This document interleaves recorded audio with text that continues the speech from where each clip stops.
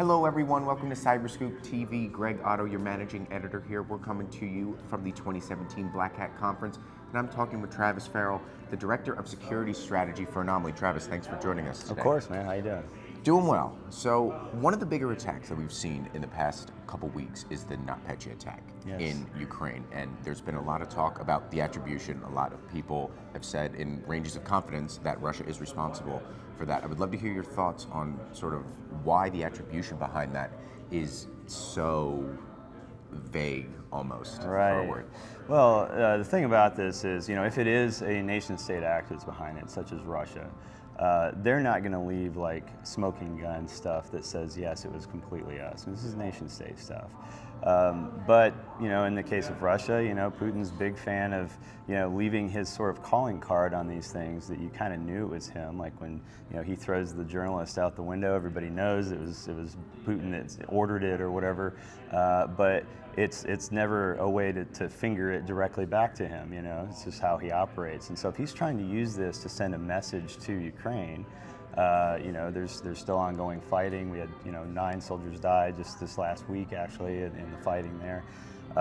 So considering that, you have to temper what's going on geopolitically in the area to understand how do you assign attribution. Who are the actors that would fit all of the details that we know about the attack, and have the means, modem, and opportunity to do that. And some folks have come out and said that Russia is the most likely candidate for this, whether it's directly related to the Russian state or somebody that's maybe just sympathetic to Russian interests. So on the technical side, we know that this spread through an update to accounting software that's used in Ukraine.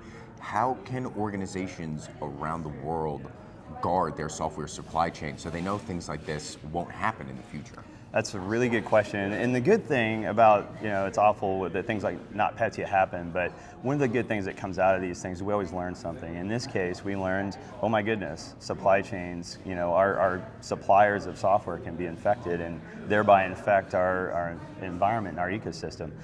So I think just having that understanding is a great place to start. But now I think it's on businesses to start putting some sort of, checks and balances in there. If you've got an update box that it's always updating, why not isolate that? So if anything happens, this is the only box that gets infected. Having measures in place to see what's normal for that traffic, as it goes out and does its update checks. If something changes, maybe you should, quarantine that until somebody can check it out. Maybe it was just something that they changed in their software, but it could be something malicious as well. So there's a couple things to think about. So back to the geopolitical aspect of this. Do you think that on a global stage we'll ever get to a point where there are norms established when it comes to cyber attacks? Because there's been some conversation that there needs to be something along the lines of a digital Geneva convention to establish cyber norms, but then other people say that we could do that, but there's no guarantees that nation states like Russia or China ever adhere to that. So I'd love to hear your thoughts on that. Yeah, the trouble is, with the problems around attribution, in that you can't say for sure that this entity did it or this actor did it or whatever, because it's the internet, it's an IP address, it's and then we have ways to mask that or make attacks look like they came from someplace that's actually been compromised or something. When you're in that world, you can come up with agreements, but being able to enforce them is really the trick. And the U.S. government obviously has tools to be able to sort of measure things and maybe have a little more visibility into things that are happening and who maybe was behind something. But now they now have to burn those sources and methods in order to go out and call them out on it. So this is kind of a catch-22. So this, I think it's a valid thing to think about, but I don't really know how that's going to work, to be honest. Okay. Appreciate your insight, Travis. Thanks for joining us. Yeah, absolutely. Thanks, Greg. For all of our videos, check out our YouTube channel, and for more on Black Hat and all things cybersecurity, check out cyberscoop.com.